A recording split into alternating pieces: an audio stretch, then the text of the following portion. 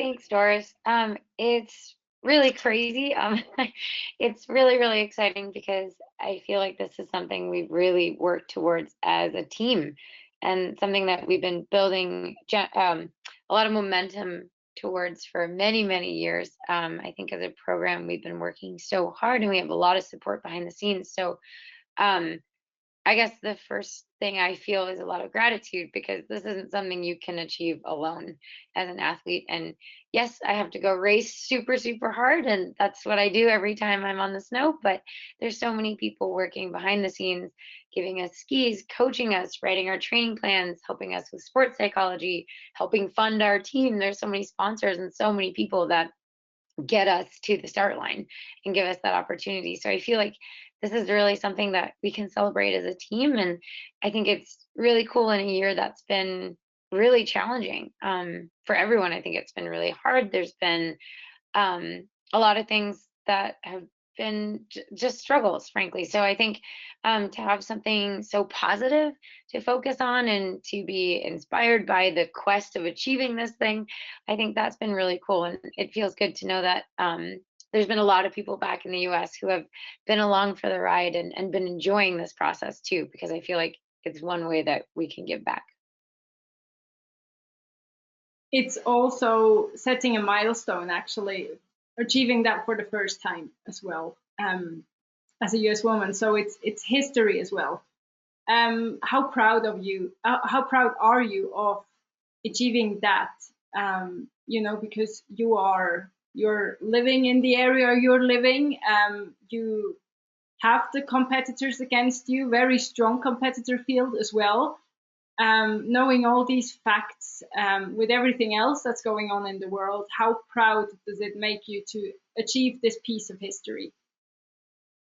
Yeah, I mean, to be able to do anything in the same sentence as Bill Koch is really, really cool. So I think I've been looking up to him for a very long time. Of course, also looking up to Keegan with her sprint club win. So I think it's really, really cool to be able to be the first to do something, to have that opportunity to say, yes, this is totally possible. And yeah, I guess I could just keep going back to the team because I think that we're very proud as a team. I don't feel like it's right to say I am proud as an individual. I feel like it's more we are proud as a team, but it's definitely cool to be able to bring this home for the first time. Bringing it home is maybe the right expression here as well, because between all your measurable results, and counting the podiums, winning the Tour de Ski, now the overall as well, you had moments like in Toblach where you were standing on the podium together with Rosie, who has also had an outstanding season this year. You're just making history both and all for the US team. How will you, in this regard, remember this season? Yeah, I think I'm gonna remember the season of getting used to wearing masks, and as a season where we've worked really hard on having a really positive team atmosphere and really good team chemistry, so that in a season like this that is so challenging and potentially so isolating, the strength of the team can carry us through 4 months on the road without any friends or family being able to come over and see us, and without even being able to go anywhere besides our hotel room and the venue. So I think we really rely on the strength of a team to help us get through a season like this. And I feel like, yes, it was definitely challenging, but um, there were still so many times when I was just so happy to be here and doing the sport that I love with this team that I love. And I think it's really, I guess, telling that in a really challenging year, we were able to actually have our historical best season ever as a US team. I think that that really speaks to the strength of our team chemistry. And it also speaks to the building up to the health of this success, because it has not just come without any previous highs and lows as well, obviously. But for you as an athlete, so many achievements this winter. I won't even list them all, but there are a few that I picked out and would like to hear how you rate them, if you even rate them? For example, and specifically the Tour de Ski victory, is it like, an acknowledgement and a proof of your stamina and willpower as well? Or how do you rate that in maybe comparison to, for example, the overall World Cup now? Yeah, I guess it's a little hard because they're so different. The Tour de Ski is, it's 10 days, which is so much longer than most of our races, but it's also still a condensed time period that is a lot of energy and a lot of adrenaline. But then the whole season as a whole, it's 4 months of being on the road and living out of a suitcase and out of hotel rooms. So I think for me, the overall World Cup globe is the biggest thing that I could ever possibly achieve. But I'm equally proud of the Tour de Ski in different ways because it was so intense, I guess. Mhm. Yeah. Um, the US team is also one of the only teams who has raced, or not only teams, but you have been all present. You have been raced through the entire season as well. Um, did you fulfill your expectations, um, not just in racing all in every race, but also in making the personal progress in the bigger picture, for like the overall season? Have you reached your expectations? Yeah, I think so because for me, I always work into the season. So coming into Ruka, I knew it was going to be a challenge, especially because I hadn't been able to be on snow since the season was canceled in March. So for me to not have skied a single step on snow until we got to Finland was going to be a challenge for me. And so I think one of the big things of this season that I was really proud of was staying patient and really trusting in myself and trusting in my plan and trusting that my classic technique was going to come back when I had a chance to work on it. And for me, it was really cool to see that it did come back and that I could trust my body and trust my fitness and the plan that I made with my coaches. So that was really cool. And for me, it's always been a big goal to try to be competitive in every kind of race. So whether it's skate or classic or sprint or distance. Um, and so being able to race every single World Cup was a really cool challenge for me because I wanted to not only, get up the mental strength to go all in every single time, which even though I love it, it is hard to get yourself to be willing to go through that much pain every single weekend. That is a challenge, and so that's something that I've built up to. But also to try to be seeing myself as competitive in every single race. So that's been really cool and something that I want to carry forward. That was actually my next question. How you get willing every day, racing day, to go out there and perform in a way you perform, because you are known as an athlete who pulls out everything to the last stretch. And seeing you racing, and for me especially seeing you crossing the finish line approaching, is remarkable because first of all, you have to have the mindset and the readiness to give it all you've got, even when you maybe have not such a good day or not had the perfect preparation. But you are an athlete who's really characterized by this ability. How do you do it? What's how do you? Yeah. Yeah, I mean, it's gonna be a weird thing to be known for when I retire someday, is like the person who's just good at being in pain. But I think it is something that I am proud of because I worked really hard with my coaches and my sports psychologist, and I meet with her every week to chat about just racing and getting in that mindset. And for me, it's all about the process goals. And I think I've learned how to not, or at least I try to not focus too much on the outcome goals, but really focus on the process and the technique and the pacing and the mental cues of it. So I guess for me, the biggest way that I get motivated to go all out, and that's not saying that 100% of my races are actually 100%. But I think as I've gotten older, a larger percentage of my season races, I can really look back and say I went all out, like actually gave 100%, which is cool. And I think for me, one of the things I just think of is how do I want to feel when I cross the finish line?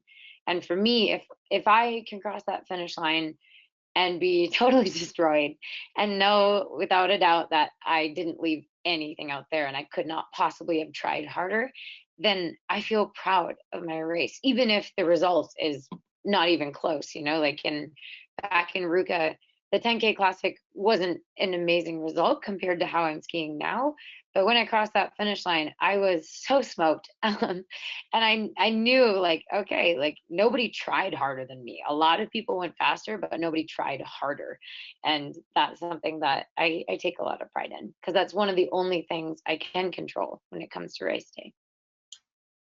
That's actually what I meant with you being remembered at. I think you will not be remembered at as the person who went all out and that's it, but the person who knew that tried everything you could, everything possibly realistic that day you tried. So kudos to that. That's gonna be that's a real big step for an athlete as well.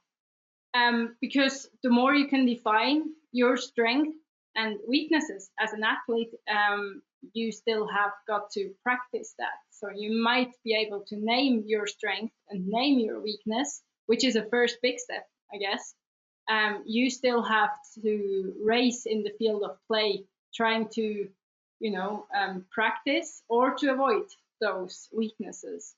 And as the international season is only 4 months long, did you still manage this year to focus on these developments as well, despite all these side events that we had with testing and keeping distance and being a bit separated? How did your general, maybe let's say general development in the season go this year compared to maybe other seasons? Yeah, I think it's going well. I think I'm someone who is very aware that I have so many things to always be working on. And so even, in between races, I would go out on an easy classic ski and we're testing skis and I'm working on my kick and I'm doing technique drills. And so there's never going to be a point where I think, all right, I've got it.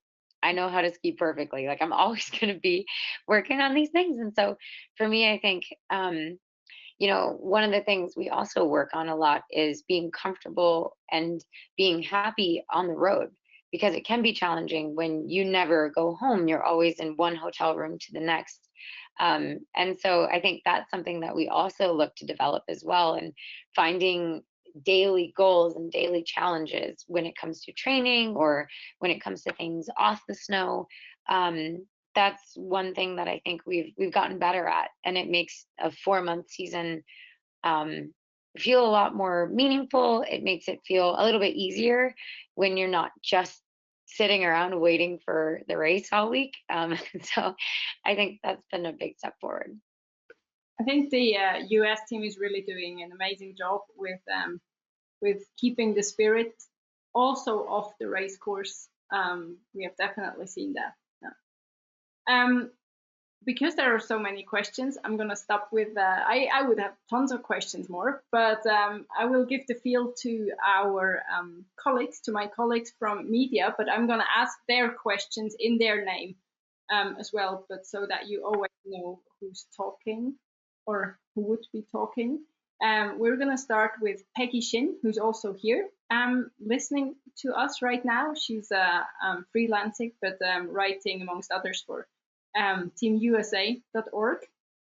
And she's asking that with the uncertainty caused by the pandemic this season, for example, if races even could be held and how many would be on schedule, etc., were you able to come into that season with the goal to win the Tour de Ski or even with the goal to win the overall World Cup? Or were these goals something that you only realized after the first period or even after your Christmas break? Yeah. Hi, Peggy. And yeah, I think to be totally honest, I didn't know back in November how long we would be able to be racing, how many races we were going to have. Of course, we were hoping to have a season. You always hope to have a season, but yeah, I wouldn't say winning the overall was my season goal. Of course, performing well in the overall ranking is always a goal. Like you always, if you're someone who does distance and sprint, it's always a goal to show up in every race and perform as best you can. But I would say, yeah, it wasn't till honestly like after the Tour de Ski that, oh wow, like the overall is even a possibility. Like that's when I started thinking about it a little more, and not that it drastically changed my approach, because you can still just show up to every start line and race as hard as you can, and that's kind of how you win the overall. But for me, I think the Tour de Ski was always a big goal. I had hoped that we would at least make it that far into the season, and I love the tour and the excitement of it, and the way it's just day after day and it stacks up, and it's such a mental test of toughness as well as physical. So, yeah, that for sure was a goal going into the season, but the overall was just sort of this kind of like ghost of a goal. The second question from her is, since you won the Tour de Ski in January, you have consistently finished in the top 8 of every World Cup race. To what do you attribute this consistency? For example, for your races on the World Cup schedule, something changed in your training or recovery, maybe the mask wearing and social distancing that kept everybody healthy. Like, to what do you attribute this consistency? I mean, I'm going to be honest, the mask wearing has really helped with team health. I mean, normally I get sick somewhere in period 1 because you come over and it's really intense and you've got the jet lag, and all of a sudden you're in winter. And so usually I get a cold. It's not like seriously sick, but usually there's at least one cold per season. And this year there was none, knock on wood, because we still have like 3 days. But I think that was huge. I think even though I didn't get a chance to train on snow, my training in Stratton, Vermont with my club team was really consistent. I had a chance to actually live with my fiance all summer because he was working from home. So I was really happy. I felt really safe because it's a really small town. So we have a really small bubble. So from a COVID perspective, we were able to train really well and look out for one another. And I think, and then part of it is honestly just in terms of the consistency, I think getting a little bit older, getting a little bit tougher mentally, and physically, the more years you've trained, you have more hours, more experience, more intervals under your belt, and more races. So I'm learning more about my body and learning how I can perform well in a race based on what my body is doing in that moment.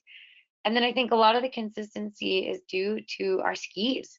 That's a huge part of the equation. We win together and we lose together. And I think you can't separate an athlete's performance from the tech team performance. And they delivered this year. We've had such good skis every day in the tour, and really, really competitive skis as a whole during the season. And I think that's huge because that's a big part of what we do. So a lot of the credit goes to them as well. Definitely, definitely a team effort in any way. We head on to Dane Mitsutani from the St. Paul Pioneers Press, and the question 1 is: this was again such an unpredictable year. Was winning the overall in these circumstances more rewarding? Hi, Dane. And I think, I mean, yes and no. I think in some ways it makes it harder because you wish that there had been more normal circumstances, because there's going to be people who try to put an asterisk on your results. But at the same time, if you look hard enough, you could put an asterisk on any result any athlete has ever had, because there's so many variables in the sport. And so for me, I think, yeah, it is really meaningful because I think everyone back home is looking for things to be inspired by and to be happy about and to get up and cheer for in the morning. And for me, it was really cool getting all these messages especially from young athletes or from parents saying that, oh my gosh, my kids dressed up and they braided their hair like you do and they went out skiing on the trails and they were so excited to just get outside. And I guess to know that this year we've been able to inspire so many people to get outside and be active and to just be excited about something, that's been really cool. So in that way, I would say it's been much more meaningful to win during the pandemic. Actually, Alex Atsi from NBC Sports has asked a very similar question in cross country skiing, but in many other sports this year. It was easy for people on the outside to say the full field wasn't there this year, so maybe there should be an asterisk on this title. But for you, how would you like this title to be remembered and considered in the context of history? So maybe that would be a nice add-in to what you just said before. Yeah. Well, kind of like I was saying earlier, in a sport like ours, there's a million variables. Some teams are going to have way more resources and money. Some teams are going to have better skis on some day. And on any start line ever, there's always going to be some athletes who are missing because they're injured or they're sick or, like you are never going to have the whole field there ready to go on equal footing on every single race. It's not going to happen and not in our sport because that's the nature of cross country skiing. So I think in that way, there could be an asterisk on the Olympics because only 4 athletes get to start from every nation. Like if you look hard enough, you can take away the meaning behind any result anyone's ever had. So I think it's for me, it's meaningless to go down that rabbit hole because I think at the end of the day, I as an athlete cannot control who's on the start line. That's totally out of my power. I'd love for everyone to be there every single race, but that's not up to me. So all I can do is go out there and race as hard as I can and show up ready to go. And for me, I think that's how I'm going to remember this season is the season where more than any other, I was on every start line ready to give it my all and crossed every finish line feeling like, yeah, that was that was an all out effort. And that's what I'm most proud of because yeah, you can't control at the end of the day, ultimately, you cannot control if you get the overall or not. But you can control the effort and the passion and the readiness that you bring to every start line. It's absolutely well wrapped up. You can only judge who's on the result list and not who could possibly also be there. I'm going back to Dane because he also had a question about your home. So what it means to have so much support from people back in Minnesota. Yeah, that's been really, really cool. I feel like whenever I'm home visiting my parents and whenever I'm training, I feel like more often than not, people are like rolling down their windows and cheering as they go by and like the friendly honk of the horn, like "Woo, woo," like we're cheering for you. And that's really, really cool because I feel like people have really embraced cross country skiing in Minnesota. It's kind of part of our culture where I'm from and where I grew up. And I feel like it's been so cool to see the ripple effect of our success as a team on the World Cup. So, kind of like I was saying earlier, seeing these messages of all these little kids signing up to learn how to ski, and so many people saying like, "Yeah, I dug my skis out of the basement and went to the park for the first time." Like, that's so cool to me, and that's so meaningful. And so, I would say just as much as the cheers, I get excited by the fact that so many people get passionate about the sport and want to watch and they want to race and they want to learn how to do it themselves. And I think that's really cool because that's how we grow this sport. Absolutely, absolutely, growing a community. And actually, Dane is wrapping up this whole loop with the third and last question. This is another example of you reaching the proverbial mountaintop. How much longer do you want to keep doing this? uh, I'm guaranteeing through next season, through the Olympics. And after that, I mean, it has to still be fun. I have to feel like I'm still progressing in some way. Maybe not necessarily on the result sheet, but I have to feel like I'm progressing towards my personal goals of skiing with better technique, better mental toughness, more power, more strength, more speed. If I feel like I'm still making steps forward, um, then I think I want to keep skiing as long as I can. But it's also not just about me. It's something that I have to consider with my fiance because it's the two of us now. So I feel so lucky to be so supported because he is such a saint. He's so patient waiting for 4 months while I'm over here racing hard. And he understands how important this is to me and how much it means. But I also want to make sure that um, I'm finding a balance in my life because it is hard. I really, really miss him. And it's hard for me to be apart from Wade for that long. So it's, I'm probably not going to be ski racing into my 40s. I can say that, but probably a few more years. We continue with Gavin Kench, a reporter from Faster Skier, who is asking, you've spoken and written quite eloquently over the years about focusing on things other than results. And yet the point of this media call now, and a lot of deserved celebration this week, is that you have achieved a very impressive season-long result. How do you think about or view this result alongside everything else you've said about the importance of process? Yeah. Hi, Gavin. And I think that's a really good point because I try really hard to focus on the process and not the outcome because as I've said before, the outcome ultimately is not within my hands. But I think for me, what I'm most proud of this the fact that when I do have strong outcome goals and when I do have strong results, it gives me the chance to really push forward the causes that I care about so much. And so for me, it's really cool that I get to prove by just being here and having strong race after race that taking care of my body and taking care of my mental health is what you need to succeed. And so my work with the Emily program becomes even more meaningful in that I can reach more people because we have a press conference like this and then I get to talk about whatever I want.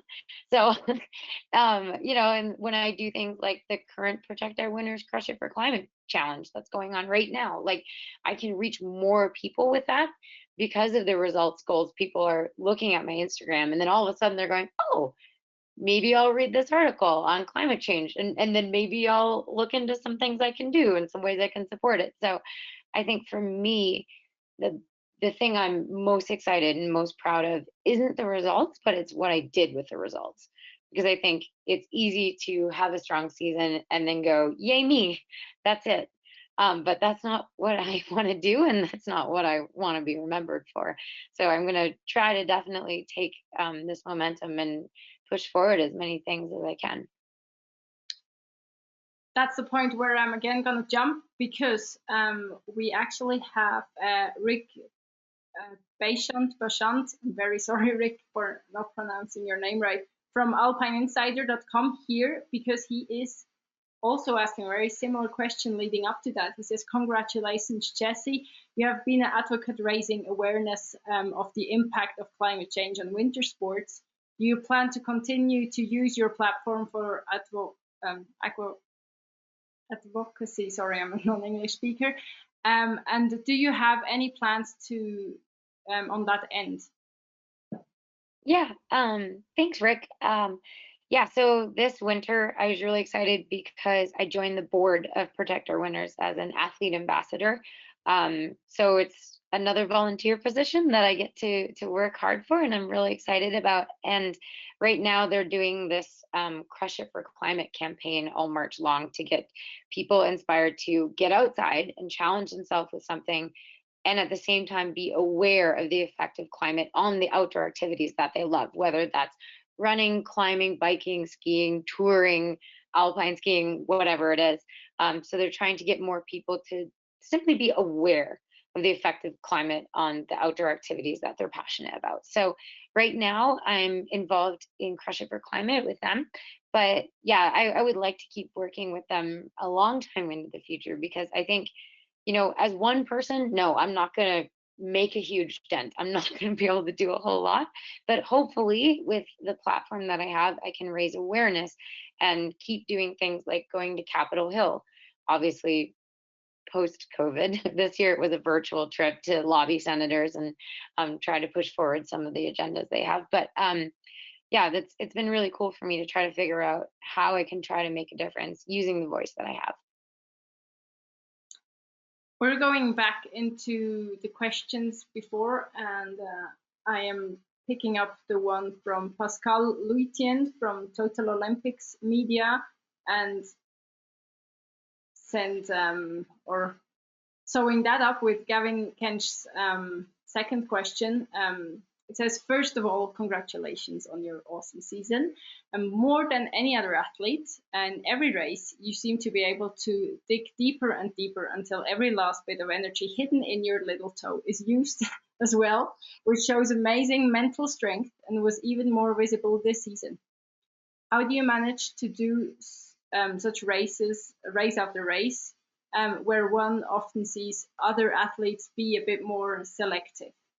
And Gavin adds up in this field, how are you resetting physically, but psychologically for now one last weekend of racing after also the expectations that you had at the World Champs? How do you deal with that? Yeah. Well, I think so. I guess to answer the very first part first, I think part of it is working with my sports psychologist and setting very concrete process goals.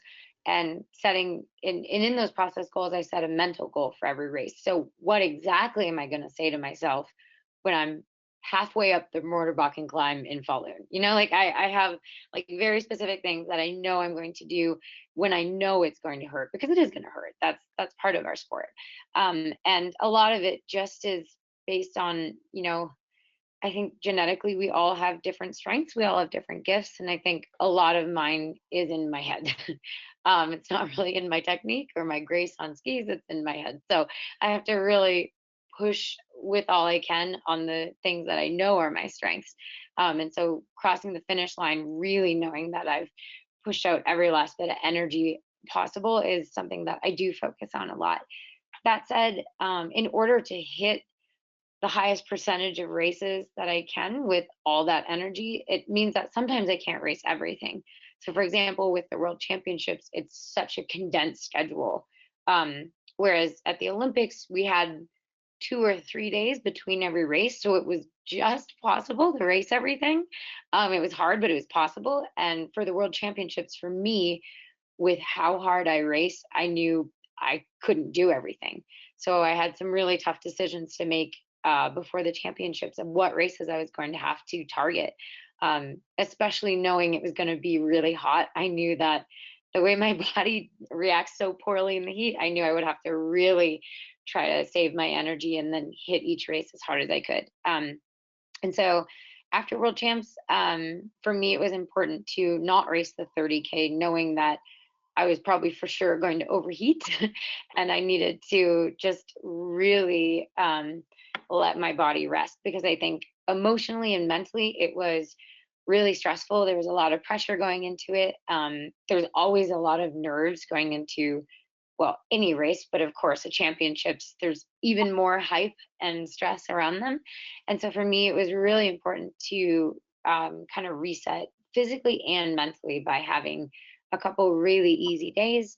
And then just a lot of time, like talking to friends, talking to family, talking to my fiance, feeling like I was really connected to people back home, and also not making it all about ski racing. So when I was talking to people back home, making sure I was, hearing about the renovation projects that are going on in the house and like things that are just nothing to do with skiing, because I think it's easy when you're living over here in the hotel where there's races going on almost every day. It's easy to get a little too focused on skiing, and then it becomes your whole life. And when in reality, it's part of your life. It's a big part of your life, but it can't be your whole life. So yeah, hopefully that answered the question. I forgot if there was a third part.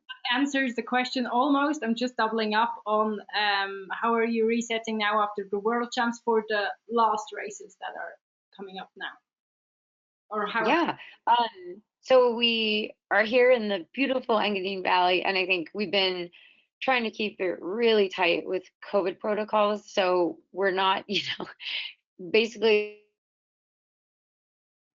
the only way we see the town is if you're out like walking with a mask on or out for a run. But we've been trying to really enjoy a mental reset of feeling the excitement of seeing a new place. Because for me, that's really cool. It's an amazing part of this job is that you get to travel around the world to some really beautiful places.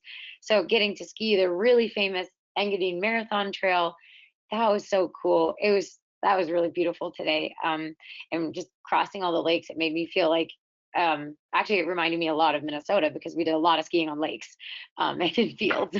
So for me, it was really cool. It was a really good mental reset, and it reminded me a lot of the kind of skiing I grew up with, minus the mountains, obviously. Yeah, there are some parts. Yeah, still have to find the differences here. Yeah. Yeah.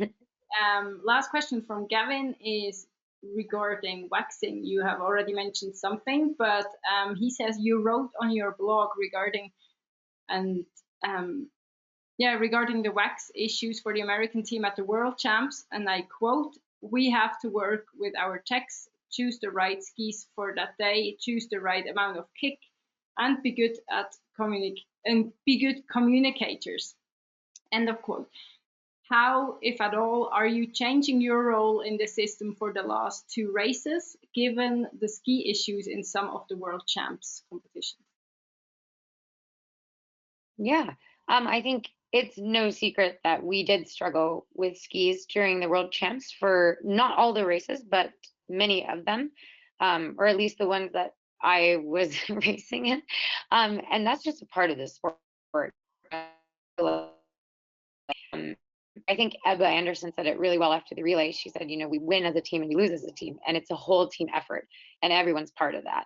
And so for me, we're going to look really hard and debrief and try to figure out how we can improve as a team and make sure that when there's really crazy conditions and there's almost no time that you can be allowed on the course. For example, many of the days at World Champs, we weren't allowed to ski half the course until we were actually racing it. So there's some of those conditions, actually, it's a little bit hard to prepare for when you don't know that's going to happen until the morning of the race. But we're definitely going to debrief as a team and look at how we can make sure that we have everything we need to be as competitive as possible in every race, because that's a huge part of the sport.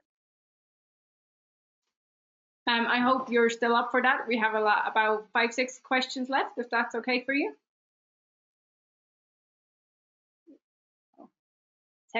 Because of technical problems, I'm gonna switch. Oh, I'm sorry, it froze for a second. Can you repeat that? Exactly. That's why I'm asking, because for technical reasons, I'm gonna switch off my camera in a minute. But we have about 5 or 6 questions left. I hope that's okay for you to continue. So I'm going right ahead with Roberto Sant'Angelo. He's an Italian journalist from the online newspaper OA Sports. And he says, the Winter Games are now less than a year away. What are the goals and the aspirations to be achieved in Beijing? Will you then, despite the Olympics, also try to win the World Cup again next year? Yeah. Well, I think the World Cup is always going to be a big goal for me. Or I should say more specifically, the World Cup overall. But I like to try to roll into every race as hard as I can. But of course, with an Olympic year, the Olympics are going to be the main focus. And for me, every spring I sit down with my coach, and that's when I set down, once I've had time to rest from the season and rest physically and mentally, that's when we look at all our goals for the next year. And we set down everything I'm going to work on and the things that I hope to achieve process wise. We actually don't set down outcome goals anymore. We only set down process goals because, frankly, it's kind of silly to say, yeah, I hope to win a medal at the Olympics, because everybody does. That's the whole point of racing at them. And so, yeah, for me, I think my goals will focus on being able to go into Olympics knowing that I have prepared as good as I possibly can and as well as I can. And that's basically what my goal was this year for Oberstdorf, was to arrive at the start line of the first race going, wow, I'm in good shape. I have peaked. I am mentally ready. I'm so ready to go. And we were able to achieve that this year. So hopefully that's something we can achieve next year too. Fingers crossed, exactly. Roberto has a second question as well. He said that unfortunately the World Championships in Oberstdorf you didn't manage to get on the podium. However, now the goal in Engadin, is it to also win the Distance World Cup? It's quite a legit question, I have to say, because you are in the ruling of this standing as well. What are your hopes for that? Yeah. For this weekend, I hope I can just race 2 solid races regardless of any other goals, because I always want to come into the races feeling like I'm able to really, do my best every single day. But yeah, it would be really cool to be able to keep the distance globe, to go with the overall globe. But like I've been saying, at the end of the day, I can't really control that. So hopefully, I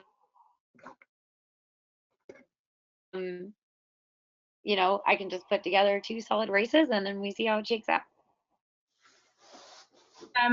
Alex, Assi has a backup or a follow-up question, and I think I'm gonna take this before the last 2 questions, finalizing this call, because this one concerns one of your long-time teammates, Sadie Mobbe Björnsen, who joined the national team the same year as you, and she just retired from the sport. Can you quickly describe how Sadie's impact on the sport and how she has impacted your own career? Oh, now. Yeah, I'm so proud of Sadie. We Oh, sorry, were you saying something? There is a little delay, but I thought I couldn't hear you talking, but I let you start again. Sorry for that. No problem. Well, I'm so proud of Sadie. She's had such an amazing career, but also she's a really amazing teammate off the snow, which I hold in much higher priority than just your results. I think she's someone who really supports the team. She's been an amazing team mom, amazing friend. She is someone who really is good at looking out for each member of the team and recognizing when someone maybe needs an extra hug or needs to go for a walk and talk about something. And she's just been such a huge part of the team and lent so much energy and positivity and belief to the team. So yeah, it's actually really emotional that she's retiring, because we raced our first World Cup race ever together in Connerud in 2011 before Oslo World Champs. And so for her to retire, it's a little bit crazy for me, actually. I feel like I'm really, really going to miss her. Of course, I'm still going to see her. It's not like I'm not going to see her again, but but I'm really going to miss getting to see her like every day for 4 months. So that's going to be hard. She's left some really big shoes to fill. And the final questions are coming from Giorgio Capodalio, and he's a reporter from Fondo Italia, and he is asking you, can you describe what it means to you to having to stay home, having to stay away from home for such a long time, and in this regard, how big your passion for this sport is? For me, being on the road is a challenge, but I think one really cool thing is that every single person on this team is here because they love it and because they're so passionate about ski racing and passionate about being a part of this team. And you wouldn't be over here for 4 months if you weren't. And so I think what the end result is that we have this group of people that are so excited and willing to work together and create this really positive environment. And so for me, even though, yes, it would be wonderful to be able to go home in between race weekends, but I think we also have something really special and unique in this group of people that really feels like a family on the road. You are an idol for many young skiers in your country. What does this mean to you? And do you feel that big responsibility? I do. I feel like, especially as I've gotten older in the sport, I realized the power of having the chance of being a really positive role model. And I think that it's really important to me to be able to be a good role model because there are so many kids that are excited about cross country skiing. So it's an honor and a privilege, and one that I hope I can live up to. And for me, it's again, it's not so much about the results, but more about how I conduct myself, on and off the snow. So I hope to be a good role model in showing that it's about the process and it's about your effort. It's about being a good teammate and being a good person. And then, hopefully the results are just a bonus.